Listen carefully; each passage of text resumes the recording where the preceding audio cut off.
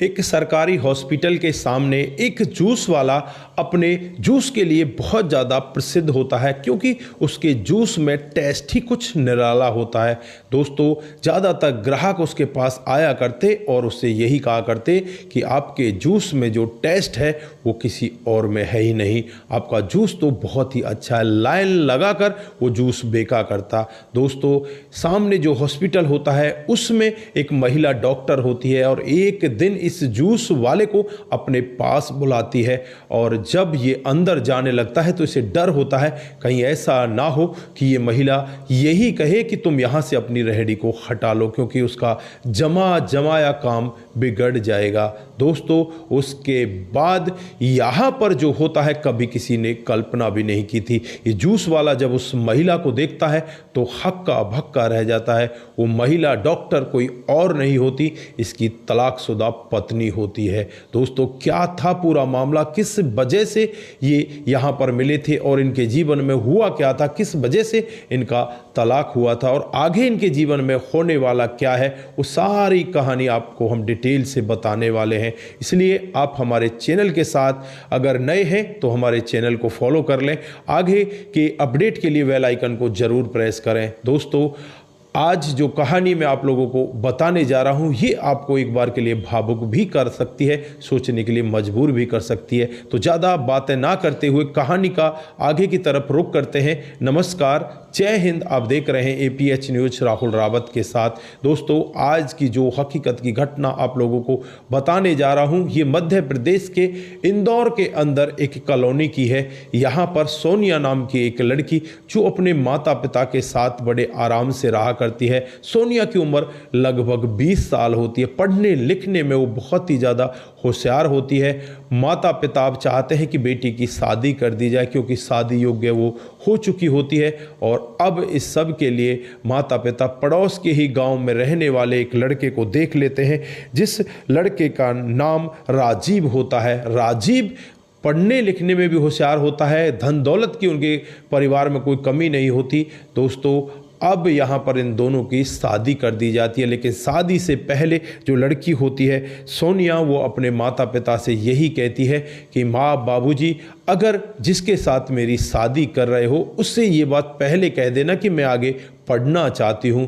दोस्तों, माता पिता भी ये बात खोल देते हैं और जो लड़का होता है राजीव, उसके माता पिता भी कहते हैं यार ये तो अच्छी बात है, अगर लड़की पढ़ना चाहती है तो हमें इसमें कोई ऐतराज़ नहीं है। दोस्तों, अब यहाँ पर शादी होने के बाद जो सोनिया है वो अपने घर परिवार में आ जाती है, सास ससुर की अच्छे से सेवा करती है, लेकिन जो राजीव का व्यवहार होता है वो बहुत ही गलत होता है। वो शराब पीकर आने लगता है और सोनिया उससे कहने लगती है कि जो तुम काम करके आ रहे हो वो बहुत ही गलत है, तुम तो शराब पीते हो। यहाँ पर राजीव कहता है कि यार ये तो नई अभी मेरी दुल्हन बनकर आई है, तो मेरे माता पिता से भी ज़्यादा मेरे ऊपर हक जताने लगती है। फिर वो कुछ नहीं कहता, चुपचाप रहता है। और फिर जब भी उसे शराब पीनी होती तो वो अपने दोस्तों के साथ रात को वहीं पर रुक जाया करता। 2-2 दिन तक वो घर नहीं आता। धीरे धीरे कुछ और समय बीतता है। जो सोनिया होती है वो अपनी पढ़ाई करने लगती है, लेकिन कुछ ही समय के बाद पता चलता है कि सोनिया गर्भवती हो चुकी है। अब यहाँ पर जो माता पिता हैं वो भी बहुत ज़्यादा खुश होते हैं, राजीव को इस बात से कोई फ़र्क ही नहीं पड़ता। अब यहाँ पर राजीव के व्यवहार में कोई चेंजिंग नहीं होती और एक दिन का वाक़या क्या होता है जब सोनिया लगभग 6 महीने की गर्भवती हो जाती है। राजीव शराब पीकर अपने घर आता है और घर आकर वो अपनी पत्नी से लड़ाइयाँ करने लगता है, क्योंकि जो उसके दोस्त शराबी होते हैं वो उससे कहने लगते हैं कि तेरी पत्नी बाहर पढ़ने के लिए जाती है, उसका चक्कर किसी और के साथ चल रहा है और उसके पेट में जो बच्चा है वो भी किसी और का है। राजीव ऐसा ही सोच लेता है, इन बातों को लेकर अपनी पत्नी से लड़ाई करने लगता है। और जब पत्नी इसके मुंह को सूंघ कर देखती है तो कहती है तुमने तो शराब पी रखी है, तुम तो शराब में इस तरह से भूत हो, तुम्हें कुछ याद ही नहीं, तुम क्या कह रहे हो, क्या कर रहे हो। दोस्तों, लड़ाई इतनी ज़्यादा बढ़ जाती है, जो राजीव होता है सोनिया के ऊपर हाथ उठा देता है और सोनिया उसका विरोध भी करती है, अपने आप को बचाने की कोशिश करती है, लेकिन राजीव मानता ही नहीं। वो नशे में इतना ज़्यादा धुत होता है, अपनी पत्नी के पेट पर लात मार देता है। जैसे ही गर्भवती पत्नी के पेट पर लात लगती है, वो पत्नी तड़प कर जमीन में गिर जाती है और जो इस लड़के के माता पिता होते हैं वो दौड़कर उसके पास आते हैं। इतने में राजीव यहाँ से फरार हो जाता है। दोस्तों, उसके बाद आनन फानन में ही उसे उठाकर नज़दीकी हॉस्पिटल में ले जाया जाता है और वहाँ जाकर जब डॉक्टर साहब चेकअप करते हैं तो यहाँ यही कहते हैं कि जो इस औरत के पेट में बच्चा है वो मर चुका है, उसे बाहर निकालना होगा। दोस्तों, यहाँ पर जो माता पिता हैं उनके पैरों तले ज़मीन खिसक जाती है। इधर जो सोनिया होती है वो भी रो रो कर अपना बुरा हाल कर लेती है और फिर यहाँ पर होता भी कुछ ऐसा ही है। ऑपरेशन किया जाता है और ऑपरेशन के जरिए उस मृत बच्चे को बाहर निकाल दिया जाता है। दोस्तों, यहाँ पर शराब की और उस पति की वजह से इतना ज़्यादा इसे सहन करना पड़ता है। कई दिनों तक ये हॉस्पिटल में रहती है, लेकिन राजीव कभी भी यहाँ आने की कोशिश नहीं करता और यहीं से जो सोनिया होती है अपने मायके चली जाती है। इधर जो राजीव के माता पिता होते हैं वो भी यही कहते हैं कि बेटा, ये राजीव तुम्हारे लायक नहीं, ये तो नालायक है, इसे छोड़कर तुम बस अपने घर चली जाओ। हमें भी बहुत दुख हुआ है, इसने इतना बड़ा कांड जो कर दिया है। सोनिया अपने घर चली जाती है, राजीव की यादों में रहती है, लेकिन अब वो करे तो क्या करे। फिर यहाँ पर वो अपनी पढ़ाई की तरफ ज़्यादा ध्यान देती है। धीरे धीरे करके अपनी पढ़ाई को करने लगती है और पढ़ाई करके एक दिन वो डॉक्टर बन जाती है और सरकारी डॉक्टरी में उसका नंबर आ जाता है। अब यहाँ पर जो सोनिया के माता पिता होते हैं बहुत ज़्यादा खुश होते हैं और वो अपनी डॉक्टरी वहीं पर करने लगती है। धीरे धीरे कई साल का समय बीतता है और बीच में इन दोनों का तलाक भी हो जाता है। इनको तलाक को हुए लगभग 3 साल बीत जाते हैं और यहाँ पर राजीव अपने अलग काम करने लगता है, इधर सोनिया अपने वहाँ डॉक्टरी करने लगती है। एक दिन का वाकया होता है जब इस डॉक्टर महिला के पास कई पेशेंट आते हैं और बाहर लगे हुए जूस की बड़ाई करने लगते हैं। जो गन्ने का जूस बाहर लगा होता है, इस सोनिया मैडम से यही कहते हैं कि बाहर आपके जो हॉस्पिटल के सामने जूस है वो बहुत ही अच्छा है, जो जूस वाला है वो बहुत अच्छे से जूस बनाता है, गन्ने का जूस बहुत ही अच्छा है। दोस्तों, यहाँ पर सोनिया मैडम को भी लगता है कि पता नहीं ये क्यों इतनी ज़्यादा बड़ाई कर रहे हैं। फिर अपने कंपाउंडर को बुलाती है और बुलाकर उससे कहती है कि एक गिलास जूस लेकर आओ। फिर वो जूस खुद टेस्ट करती है तो उस जूस को पीकर वो भी धन्य हो जाती है, कहती है कि वाकई में ही बहुत अच्छा जूस है। दोस्तों, यहाँ पर जो जूस वाला होता है वो कोई और नहीं होता, वो राजीव होता है और राजीव अपने घर से एक ऐसा मसाला लेकर आया था जिस मसाले की वजह से उसका जूस प्रसिद्ध हो जाता है। अब राजीव की क्या कहानी है दोस्तों, उसे नहीं पता था, ना ही मैडम को ये पता था कि तेरा तलाकशुदा पति यहाँ पर जूस बेच रहा है। फिर वो अपने माता पिता के पास फ़ोन करती है और उनसे कहती है कि माँ बाबूजी, आज मैंने बहुत ही अच्छा जूस पिया है गन्ने का और बहुत बेहतर है, क्या मैं आपके लिए लेकर आऊँ? तो माता पिता कहते हैं कि बेटा, गन्ने का जूस तो बेहतर ही होता है, इसमें क्या बेहतर हो गया? वो कहती है कि नहीं नहीं माँ बाबूजी, आप अगर एक बार पियोगे ना तो आपका दिल एकदम खुश हो जाएगा। वो अपनी बेटी से कहते हैं कि ठीक है बेटी, जब तू शाम को आए तो जूस लेते हुए आना। दोस्तों, आज ये 1 घंटे पहले निकल जाती है और दिन तो ये 5 बजे जाया करती है, आज 4 बजे ही ये अपने वहाँ से निकल जाती है और इसका जो ड्राइवर होता है गाड़ी को निकाल कर लाता है और ये गाड़ी में पीछे बैठी होती है और जूस वाले की बगल में जाकर वो गाड़ी रोक दी जाती है। दोस्तों, जैसे ही उस जूस वाले पर नज़र इस मैडम की पड़ती है तो एकदम से वो ठहर जाती है और अपने मन ही मन सोचने लगती है कि ये तो तेरा तलाकशुदा पति राजीव है, अब तू इससे कैसे जूस लेगी। फिर वो वहाँ से आगे बढ़ जाती है और ड्राइवर से कहती है घर चलो। ड्राइवर कहता है कि मैडम आप तो जूस के लिए कह रही थी, अब क्या हुआ? तो ये यही कहती है कि मुझे अब जूस नहीं चाहिए, घर वालों ने मना कर दिया है। दोस्तों, उसके बाद ये सीधे वहाँ से अपने घर आ जाती है। माता पिता भी पूछते हैं बेटा जूस क्यों नहीं लाई? तो उसके बाद माता पिता उससे पूछने लगते हैं कि बेटा क्या हुआ है, क्या उसका जूस ठीक नहीं था या वो आदमी ही ठीक नहीं था जिससे तुम जूस नहीं लेकर आई? पहले तो तुम बहुत बड़ाई कर रही थी। तो यहाँ पर वो अपने माता पिता से कहने लगती है कि माँ बाबूजी, वहाँ जो जूस बेच रहा है ना वो मेरा तलाकशुदा पति राजीव है और मैं उसे जूस नहीं ले पाई। दोस्तों, यहाँ पर माता पिता एकदम सोच में पड़ जाते हैं कि बेटा राजीव तो काफ़ी अच्छे घर से था, वो कैसे जूस बेच रहा है, क्या हुआ है उसके जीवन में? यहाँ पर जो लड़की होती है वो चुपचाप अपने कमरे के अंदर चली जाती है, पूरी रात भर राजीव के बारे में सोचती रहती है। और जैसे ही अगला दिन आता है वो तैयार होकर फटाफट अपनी ड्यूटी पर पहुंच जाती है। और जैसे ही 11 बजते हैं, जूस की जो रेडी लग जाती है, तुरंत ही यहाँ पर अपने कंपाउंडर से कहती है कि उस लड़के को बुलाओ जो आगे जूस बेच रहा है। दोस्तों, कंपाउंडर उसको फ़ोन करता है कि मैडम ने तुम्हें बुलाया है। अब यहाँ पर वो घबराने लगता है, कहीं यार ऐसा ना हो जाए कि तेरा जमाया काम यहाँ से उखड़ जाए, मैडम तो उसे मना कर दे।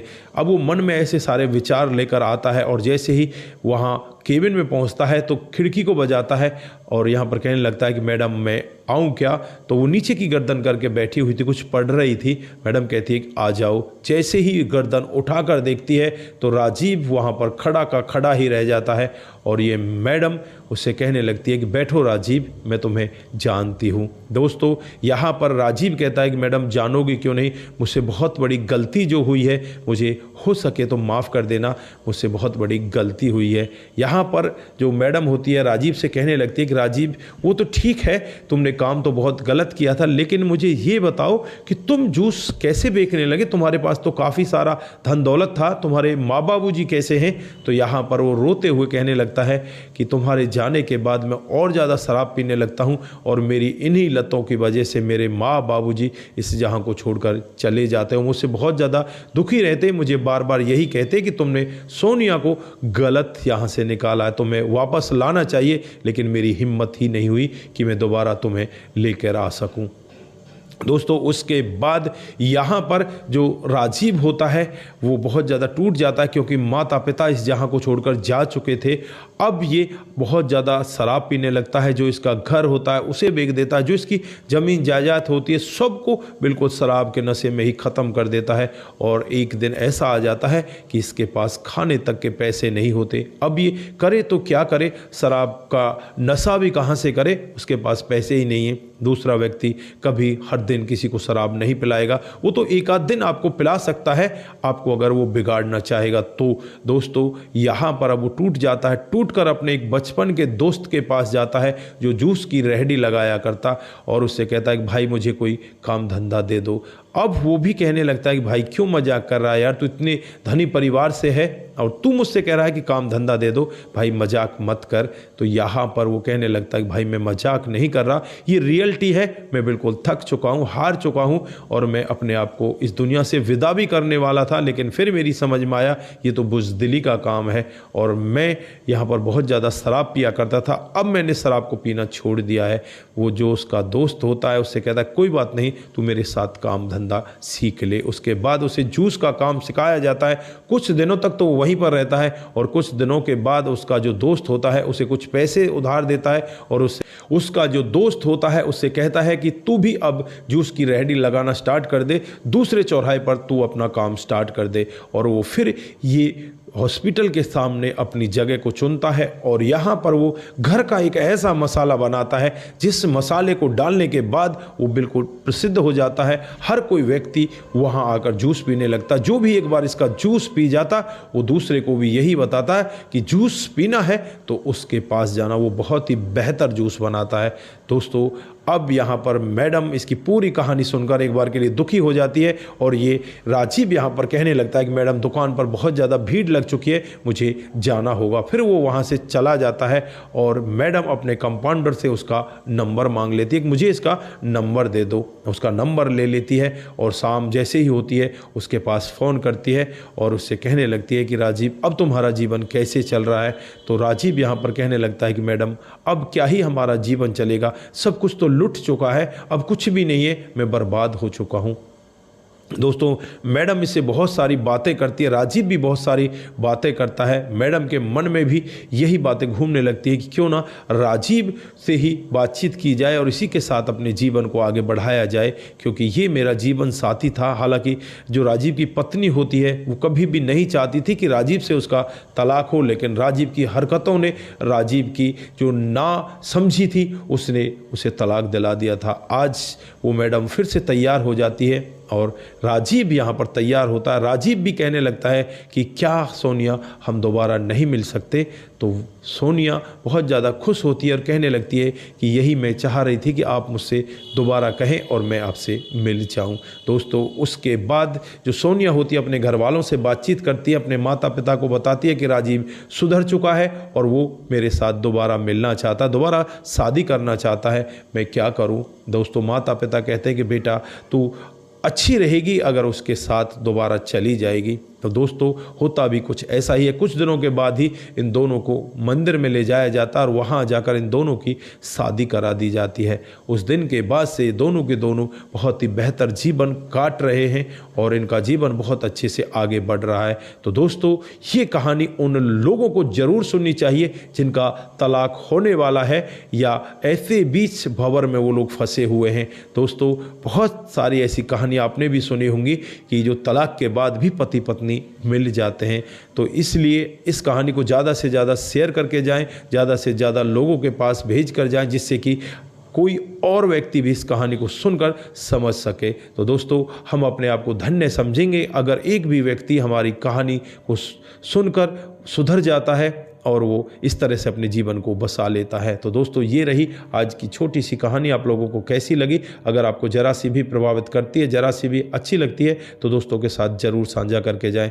दोस्तों जिन साथियों ने हमारे पिछले वीडियोज़ पर कमेंट किए थे उनका नाम हम यहाँ पर बारी बारी से लेने वाले हैं। तो जो सबसे पहला कमेंट आता है वो सिंह दिग्विजय का आता है। Very helpful story Rahul ji, बहुत बहुत धन्यवाद। उसके बाद कुमार केसी जी हमें लिखते हैं जय श्री राम, जय शंभू, जय भोलेनाथ, जय भोलेनाथ, नमस्कार जी। उसके बाद खबरों की हकीकत से हमें कमेंट आता है लव दिस, बहुत बहुत धन्यवाद। रविंद्रा जी हमें कमेंट करते हैं सुपर, बहुत बहुत धन्यवाद। उसके बाद Lakhan Singh Yadav ji very nice video, thanks, बहुत बहुत धन्यवाद। शंकर स्वामी जी हमें कमेंट करते हैं कि आपकी कहानी बहुत ही अच्छी लगती है, बहुत बहुत धन्यवाद। सपन देह जी हमें नाइस लिखते हैं, आपका बहुत बहुत धन्यवाद। आप लोग इसी तरह से हमारे साथ बने रहें, इसी तरह से अपने कमेंट हमारे साथ में साझा करते रहे। आगे जो कमेंट आता है मोनू जैन जी का आता है, नीरज ने सही किया, बहुत बहुत धन्यवाद। चित्रलाल जरवाल जय सर, नमस्कार जी, बहुत बहुत धन्यवाद। उसके बाद रघु रावत का कमेंट आता है आपकी कहानी बहुत ही बेहतर होती है। दोस्तों मुनमुन श्रीवास्तव जी भी हमें कमेंट करते हैं कि आपकी कहानी बहुत ही अच्छी होती है। कुमार केसी जी नमस्ते लिखते हैं जी, बहुत बहुत धन्यवाद। उसके बाद में जो कमेंट आता है वो शंकर स्वामी जी का आता है, बहुत अच्छी कहानी होती है, बहुत बहुत धन्यवाद। बिमला ग्रीप्स आपकी कहानी बहुत ही अच्छी होती है, बहुत बहुत धन्यवाद। उसके बाद में सूरज DEO का कमेंट आता है, वो लिखते हैं कि आपकी कहानी बहुत ही अच्छी होती है। I am Suraj from Fiji, बहुत बहुत धन्यवाद। दोस्तों लास्ट में मुनमुन श्रीवास्तव जी भी हमें हर दिन की तरह कमेंट करते हैं। मुनमुन जी आपका भी दिल की गहराई से बहुत बहुत धन्यवाद। आप सभी लोग इसी तरह से हमारे साथ बने रहें, इसी तरह से अपने कमेंट हमारे साथ में साझा करते रहें। सतर्क रहें, सावधान रहें, रिश्तों की अहमियत को जरूर समझें। नमस्कार, जय हिंद, जय भारत।